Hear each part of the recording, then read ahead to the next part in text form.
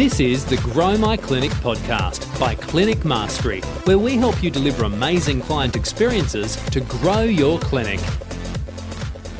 Well, welcome back to another episode of the Grow Your Clinic podcast. My name is Jack O'Brien, your host. Thank you so much for sharing your time and your earpods, your car speakers with us. We really appreciate you giving us your attention, as well as the reviews and ratings on iTunes. They've been coming in thick and fast, also across Stitcher. So thank you so much for jumping on and sharing your thoughts, reaching out to us. I know after the recent LinkedIn episode, we had a number of people reach out to me personally. So I've loved helping you guys. So thank you so much for tuning in.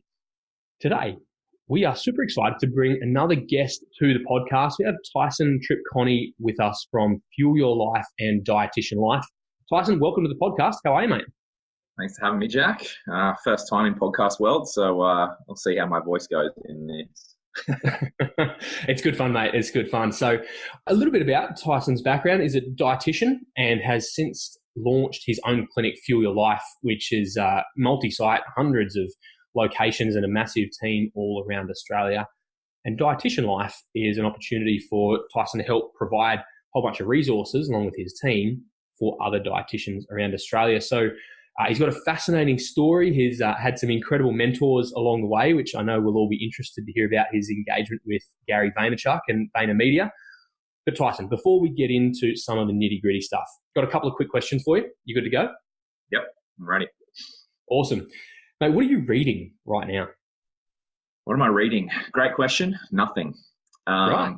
I do not read books at all. I think the only thing I ever read in terms of, your vein of development, probably a couple of like Harvard Business Review articles that'll pop up in my email. Like I'm subscribed to that. So if I see ones that I might be interested in when it's like 1 o'clock in the morning, I might read one of them as I'm in bed. And also I'm subscribed to Seth Godin's daily blog. So they're probably the only things. I haven't read a book since high school. Even then, I struggled to probably get through a book without trying to find a movie version. I'm not a big reader. Yeah, right. Fascinating. It's really interesting. Interestingly, I'm on the opposite side of the spectrum. My challenge this year is a book a week. So I'm ahead of the curve. I'm on book 41 already at the time of recording, start of September. Yeah, fascinating. Okay. Yeah. Who inspires you? Who inspires me? Honestly, I've never really had someone that I'm like, oh yeah, I want to be like that person, or that person is really who I want to be like. However, probably, 3 or 4 years ago, and I guess it leads into your Gary Vaynerchuk thing, is that I did read about this guy, Gary Vaynerchuk, and went up and had a look at a video, and I was like, all right, cool. It's a successful guy that doesn't like wearing suits, that also swears.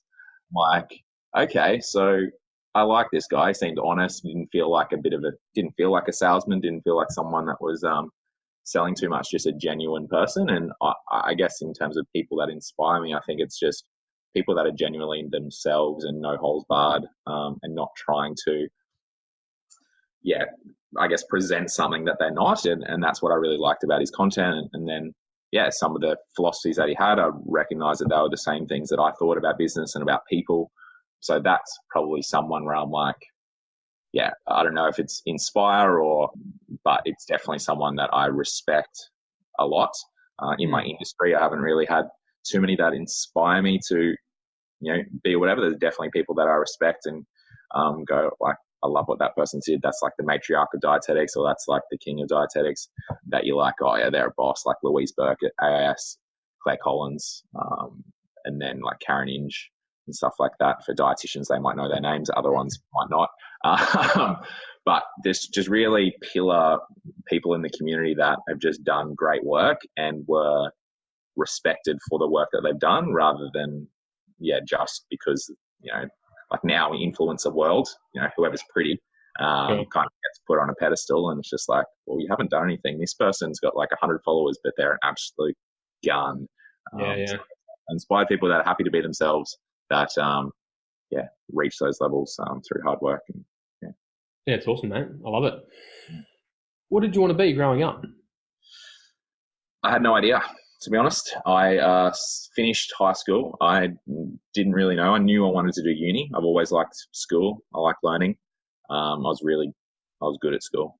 And then went to like a career counselor person my parents took me to. Couldn't figure it out still. So I started as an undergrad, Bachelor of Business, Bachelor of Science. Bachelor of Business because money, Bachelor of Science because of sport.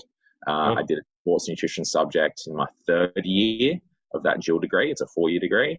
And then I'm like, oh, I like this. I wanted to work in sport. And I'm like, I'm not a gym dude. If this video gets shared, you'll see why. But yeah, what I really liked is be able to use my brain, but still work in that kind of high performance elite kind of sporting environment. And nutrition, yeah, I liked it. I like the math around it. Yeah. Different to other dietitians, I don't really care about food too much. I just like the science and the math around it and being able to use that to achieve performance. And then I'm like, I want to be a sports dietitian. And then I did that. Never had ideas to run my own business at all. Even though I had a business degree, I was just like, I'm fine with working with someone else. I'm fine for doing that. But I guess we'll get into it. But it organically came about that I was all of a sudden running my own business. Yeah, right. Unreal. So you mentioned sport there. What sports were you into? What was the grand plan? Grand plan, I wanted to work in the EPL, so English Premier League over in UK. That would be my goal. Football, soccer is my choice of sport. Played it since I was 6. So I was really keen to that would be a little tick on the pedestal there. I got close. I had an interview with, I think, Blackburn Rovers when they were in the 2nd tier, and the money for it, I think it was like £13 an hour, and it was obvious that it's more for the love of it rather than for the money. And I couldn't justify, when I found out how much, I'm like, even if I got this, moving over to the UK on that, this is going to be hard. It's going to be tough. It'll be tough. Yeah. So, but it still would have been a good tick. But other than that, I became the Australian lacrosse team sports dietitian just from someone putting me up for it. Like, this guy's keen. He's got to travel with them to Japan, help them with their world champs in Denver. So that was really good. Really random. The moment I got the call, like, hey, do you want to do it?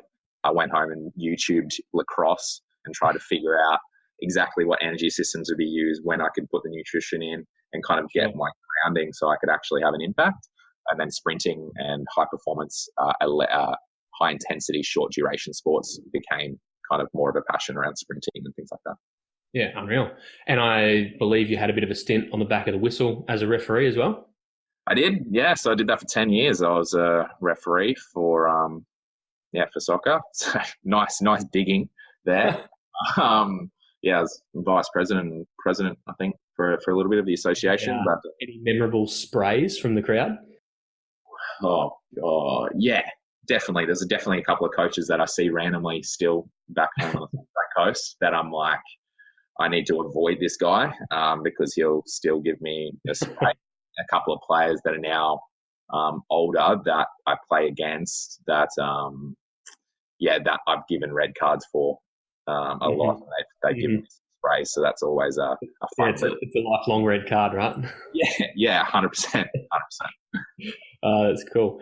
And final question for you, mate, rapid fire. What's a motto you live by, if any? I guess it's hard for me to come up with a motto, but I think it's like growth in all ways, always.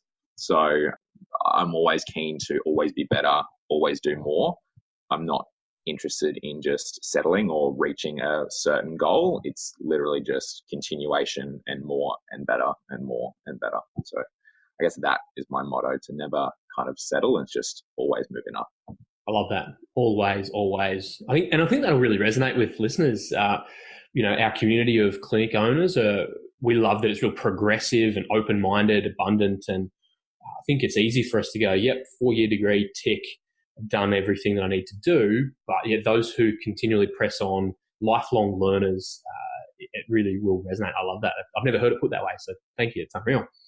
I learn, I guess, more from watching and seeing things now rather than the reading, search and things like that. But in terms of a book, yeah, it's just not my speed. I like just learning and assessing the market and seeing where things go. Yeah. Yeah, I love it. And I think, we'll get to that point, where you can consume so much. I think we create a lot of fat business owners, which is a bit of a pun for a dietitian, but we end up educated beyond our level of obedience, right? Or educated beyond our level of implementation. And what's the point in reading 40 books, in my case, if you're not going to put it into practice? So yeah, I think it's those dials, that shift around learning and versus implementing. Yeah, too much thinking, not doing. Yeah, 100%. Mate, let's shift gears a little bit into your business story. So what's been the evolution to what is now Fuel for Life? Fuel Your Life. Fuel Your Life. So initially, I first started my first business, Correct Nutrition. It was in October of 2012, I think, and it was by chance. I never worked in the clinic, but I had an opportunity to purchase a small clinic. I think it was like $1,000. We've still got that clinic to this day. It was just a single location once a fortnight. And I didn't have time. I was already working 7 days a week. So I just put someone in the position. So I was working in a hospital as well as like 5 or 6 other private practices at the same time for other people between Sunshine Coast and the Gold Coast. So I was working. And then, had the opportunity, bought that, put someone in it, just dialed it up in terms of business, in terms of accounting, and marketing. There wasn't a lot of structure around it. Many dietitians and dietitian business owners, they just jump into business because they don't have a job. They don't know how to run a business, or they don't know what to look for. Everyone always says it's because you got a business degree, but I honestly don't think that was the case. It's more just like, it makes sense, right? It's common sense. Like, make sure your expenses are lower than your income and let people know about your service, and things kind of happen, especially if it's never happened before. But basically, Correct Nutrition started, had opportunity, that built a little bit. I reinvested everything, all my money. I never paid myself for 4 years, and I just reinvested it back into the business, trying to build it. That would be marketing, but also then had an opportunity to purchase Sunshine Coast Dietetics. That was a very probably bad, in hindsight, decision. Why's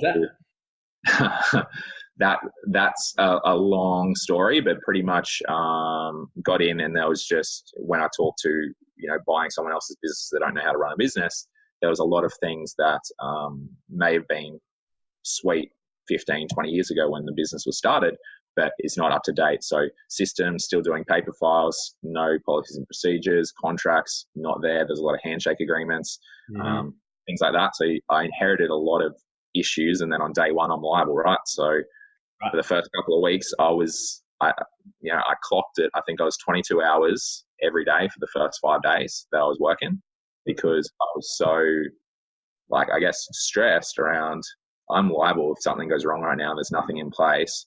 And what if this happened, this happened, this happened? There was no fail safes. So I was just like, I need to put in as much work, because I literally remortgaged my house to purchase a business. So I'm like, I'm all in on this. So got to work. Yeah, so went at that. It's ticking along now, but it took a couple of years really to get it back to what it needed to be. And then Fuel Your Life, I started 2 years after I bought that. So 6 years ago now, 6 years ago, 7 years ago, I started Correct Nutrition. Then about 2.5 years after that, I bought Sunshine Coast Dietetics. Then 2 years after that, in October of 2016, I started Fuel Your Life.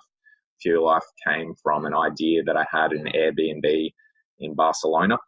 I remember it, I was laying down in a single bed in an Airbnb, and then I was staying with a family, and there was a kid screaming in the background, and I was just like emailing a bunch of organizations that I thought I could work with, I thought dietitians could add value to, and then set up a couple of meetings for when I returned. I think it was 3 days after I got back, had a really good meeting, pitched an idea I had around kind of innovative dietetic servicing, to ensure that we're getting the optimum results for clients, but also making sure that it's financially viable and scalable. And then, in October 2016, we did one site for 3 months. Then by the January, I think we had with 2 dietitians initially. Then it was 6 dietitians and 15 sites. And then it was 20 dietitians and 30. And then it grown into now, almost 3 years on, and we're 44 dietitians, 6 dietitian positions currently available, and over 200 locations across Australia. It's awesome, mate. Well done. Yeah, went went ham. It grew very rapidly, but I think setting up the groundwork early and making sure that all my ducks in a row ready for that to happen has allowed us to do that very quickly. And that constant thought process around just that growth always, and just making sure that, supporting people throughout it so that people aren't just going, I'm working for nothing type deal. Yeah, sure. So how do you spend your time now when it comes to Fuel Your Life? Okay, so we ran a skeleton crew until January of this year. So now 9 months on, just trying to hire 5 people to do the role that I was doing, basically. So trying to hire operations manager. We've got a HR person now. I've got a marketing team now and a sales team now. All the things that I was kind of involved in. So trying to get rid of some of my workload for me then to allow myself to go, all right, so business development, internal and external business development, to ensure that we're always the ability to grow, but also to seek new, avenues to go out. So day to day, I don't know, I think I've got like 77 to 80 email on average that I reply to each day. Work from 8 a.m. to 1 to 2 a.m.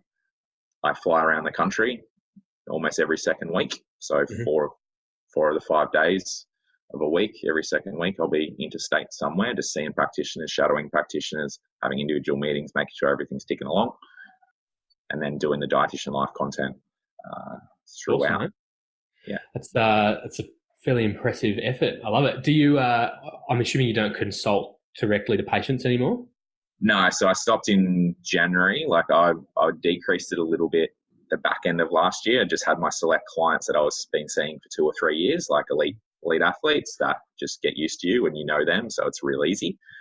But January I just did a hard stop, and now we just had someone last week just saying they're going to pay me ridiculous amounts of money for me to personally see them, but I can't. I'll help another practitioner see you, but I can't be that person. I'm not going to be able to give you what I need to get you the best results. So this is the best option. So no is the short answer.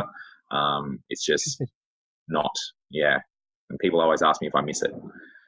That was my next question. Yeah, that was the next question. Yeah, do I miss it? Yeah, so I do. But what I get more enjoyment out of now is helping the dietitians with their clients and helping the dietitians with their skills. That honestly gives me way more feels than what I did individual clients. Because I help it on scale, and I can still have the same brain that I had in terms of clinical, that I can still provide that support and advice. Yeah, I love it. And that really resonates. That's my story as well. I love leading my team and seeing them get amazing outcomes and create amazing experiences for their patients. Tyson, that's a lot of work. Like, that's a lot of travel, a lot of hours.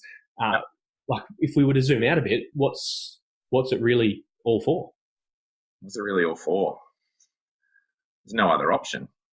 I would get bored if I don't have a challenge.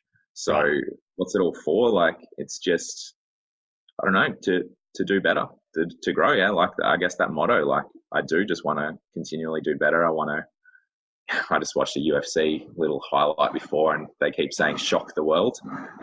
So, like, I think that resonates with me a little bit in terms of there's a lot of people that have doubted our ability, and my ability in particular, to actually be successful in dietetics. So I've always got a lot of joy of, that chip on my shoulder, and just using that as motivation to show them, while still making sure that, like, I'm still doing it for me. Like the dietetics is in ruins, really, as a profession. It's really hard to get a job. So many graduates coming out, and everyone's kind of just starting their own thing and just going terribly and burning themselves out, or working for companies that aren't run by dietitians a lot of time. And then those owners might not know how to support a dietitian differently to what they do a physio, podiatrist, OT. And then I see a lot of that. And through Dietitian Life, we get a lot of DMs from people just going, hey, like, how do I deal with this? And I've got no support here. Is there any jobs available? That kind of stuff. Yeah. It's unreal, mate. And I love that passion and commitment for the profession industry. We love that whole bunch of clinics through our community are building clinics for good that are making a difference across the world and in their profession and in their local communities. And, we were speaking off air around how much you love providing jobs and, sustainable work environments for dietitians who are really passionate and excellent at their craft.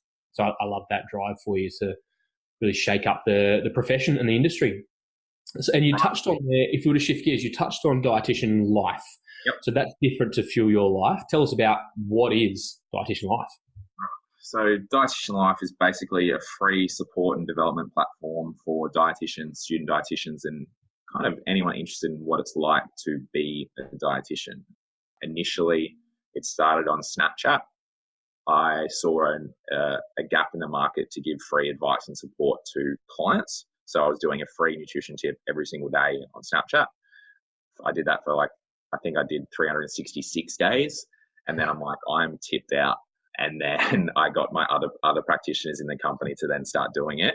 And I'm like, hey, no one's actually supporting developing dietitians more. Everyone's going towards clients. I think there's a gap for us to actually help others here. So I changed it. And I think it was January of last year in 2018. We changed it to now we're going to look at supporting developing dietitians. All our content's around going to do that, as well as give an honest and authentic insight into what it's like to be a dietitian. Because I don't know about other professions like physio, but a lot of people have this idea of what it's going to be like when they finish. Right. And then they do it and they're like, what? This is what a dietitian is? That you get 3 years into a 4-year degree and you don't do placement till the end, and then you find out what it's like in a hospital. But then in the real world, if you don't get a hospital job, what's that like? What's it like dealing with the client relationship? What's it like not having people show up? What's it like getting berated by a doctor?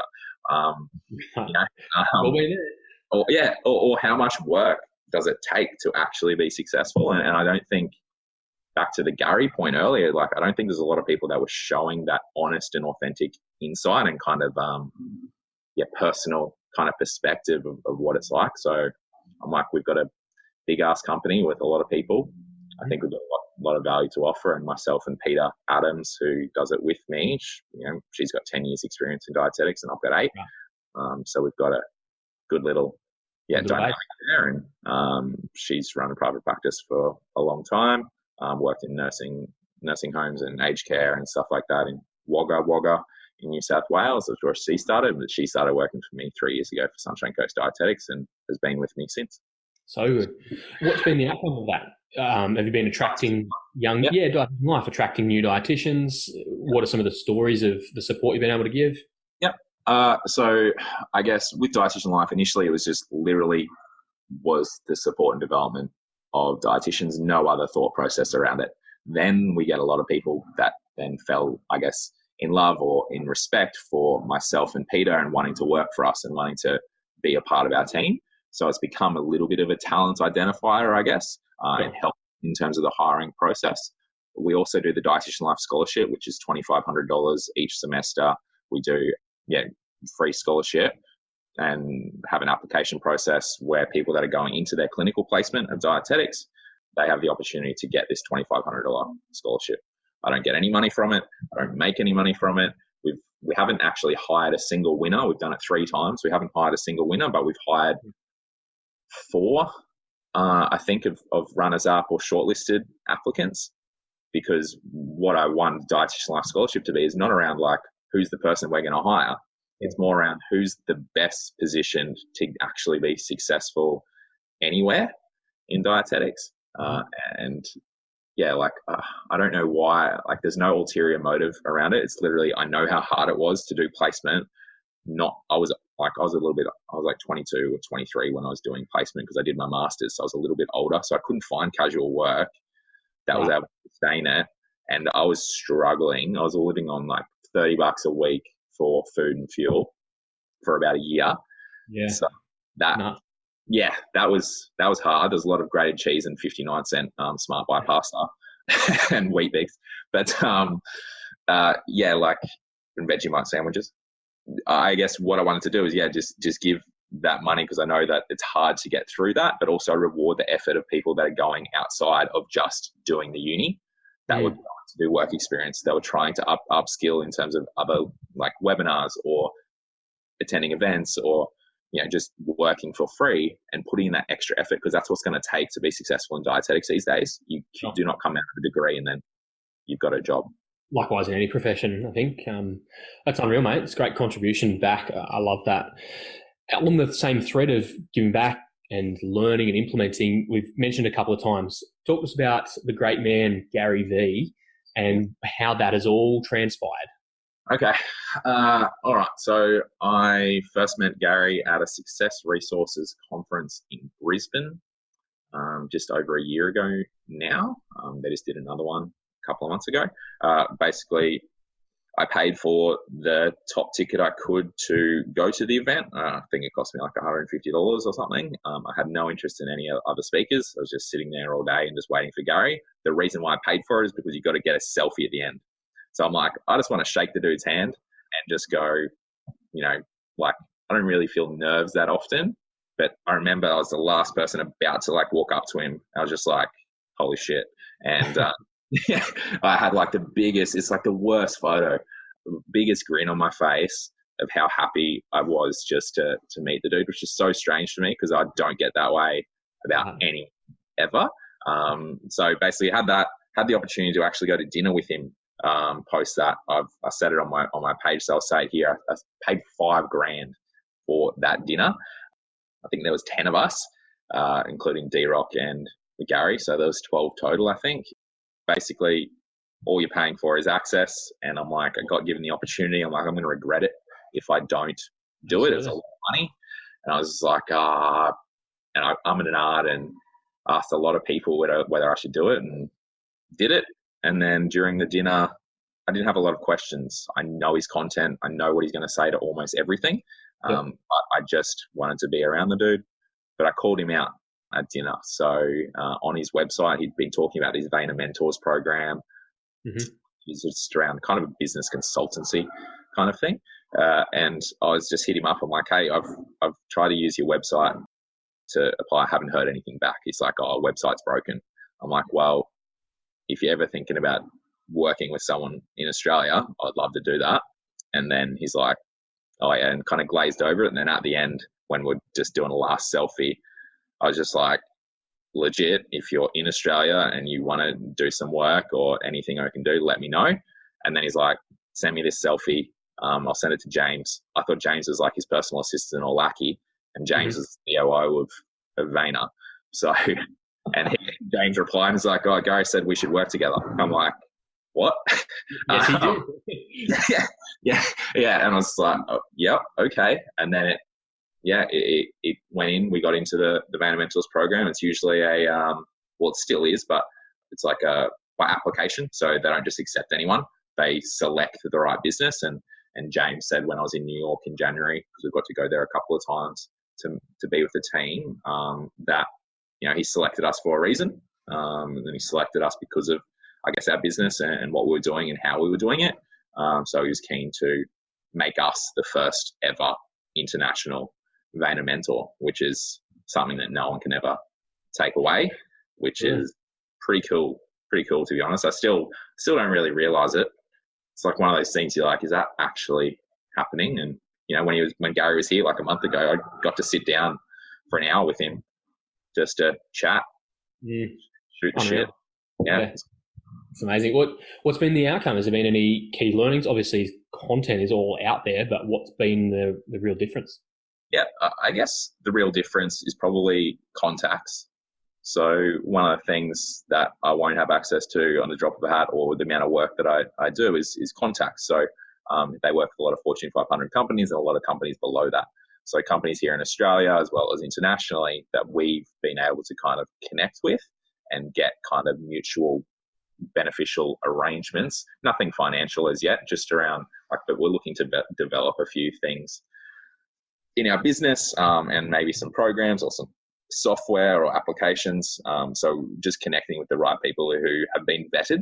And I think that's the biggest thing is like, I've got a lot of ideas that I could go out and go to the market, but I'm never going to know if they're actually good because everyone can sell you really well. And I'm like, these people have been vetted. Okay, I'm going to go down them, even though they might be a little bit more expensive because they are in America versus here. it's worth it. So that's a big one. And then another one is just, I think it's just around the marketing aspect. That was one of the big things that I wanted to focus on because that's what they do, right? And I knew dietitians in general are terrible at marketing. I thought we were doing a little bit better than the normal, but I always feel like there's improvement. And so they've just helped a little bit more in terms of the direction and process, and also kind of identifying, we're getting into it now, around spend and how the best go about that and what you kind of want to look for. You can read all this shit online and consume Gary's content. But on an individual level, it's just good to see that, to give you that tick. You're like, yeah, that is actually the right way to go about it. Yes. And that's kind of what I've got the most out of it, is that self kind of tick of like, all right, that's actually the right way to operate the business. That's the right way to build a culture. That's the right way to market, but maybe just tweak that. It's unreal, mate. I love it. And I think that really resonates, that there comes a certain point where it's not about more and fresh education or content, but access to the community, like you said, of like-minded, high-level implementers and achievers, and then also that collaboration and people who've been there, done that, know best practice, which essentially accelerates your journey, yeah? Well, that's the goal. So we'll be working with them for the next 3 years at minimum. So, there's obviously a lot of scope for us to build more. We're massive now, but, I see a big future for, I guess, Dietitian Life and Fuel Your Life. Super stuff, mate. We'll look to land this plane, but tell us if I think the story of going from student through to sole practitioner, buying startup, solo hustling, growing multi-location team now, to having a bigger impact in the clinic for good across dietetics in general. What would you say to a clinic owner listening in who's struggling with the day-to-day grinds, can't see the forest for the trees? What's your advice? They're struggling with the day-to-day grind. I would say, one, figure out what you exactly want to do. Like I mentioned earlier, a lot of dietitians, and I'm sure other professions, get into private practice because they can't find a job or things like that. I think you'd be better served if business ownership isn't for you. You'd be better served working for free, getting your rep up with a few different companies. Don't just hedge your bets, just go as many as you can. And then people are going to fall in love with you in that extended job interview. And then you're going to get that next opportunity when a job comes up, rather than if you're struggling with running a business, confused as hell how to do it, then don't do it. At the same time, if you really want to run a business and you're still struggling with the day-to-day grind, then you need to look for support. So I guess what you're doing in your clinic mastery stuff would be a good avenue, but also reaching out to just other business owners, because a lot of the time they've been through the same things that you have. So just going, hey, I'm going through this. Have you ever had this trouble? Do you have any advice? And just see. The worst they can say is like, oh, no, I'm just too busy at the moment. Try 25 different people. Don't just go to one and then give up. And I think that's what a lot of people do. They get that resistance and then they don't want to risk it again. They don't want to go for the ask. They don't want to, do that. So it's a numbers game, right? Who ask? Yeah. Love it. Thank you so much for sharing, mate. It's been fantastic. If people want to learn more about you, Fuel Your Life, Dietitian Life, can you give us some directions? Oh, we are everywhere. But if you go to Fuel Your Life AUS, so Fuel Your Life Oz on Instagram, or dietitian.life on Instagram, that'll be the best way to find all of our socials. That's where we put out all of our content. But LinkedIn, Facebook, everything, we're there. Everywhere. I love it. Tyson, you've been a legend. Thank you so much for joining us on the podcast. And listeners, we really appreciate you tuning in. Please feel free to get in touch with me personally, jack@clinicmastery.com, with any thoughts, feedbacks, contributions. And you can catch all the show notes, timestamps, all of the things at clinicmastery.com/podcast. We'll make sure we link up everything of Tyson's across all the platforms on that website, clinicmastery.com. Tyson, thank you so much. Listeners, we look forward to bringing you another episode again really soon. This is the Grow My Clinic podcast by Clinic Mastery, where we help you deliver amazing client experiences to grow your clinic.